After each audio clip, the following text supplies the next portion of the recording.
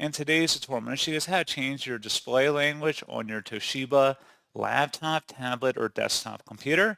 So this should hopefully be a pretty straightforward process here, guys. And without further ado, let's go ahead and jump straight into it.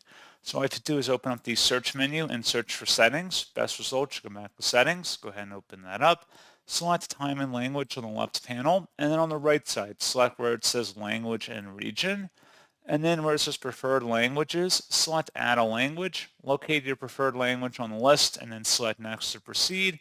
And then once that is installed, you will be able to go to where it says Windows Display Language at the top, click the drop down, and you can select your preferred language, and then you will need to restart your device to save the change, and that's what you have to do.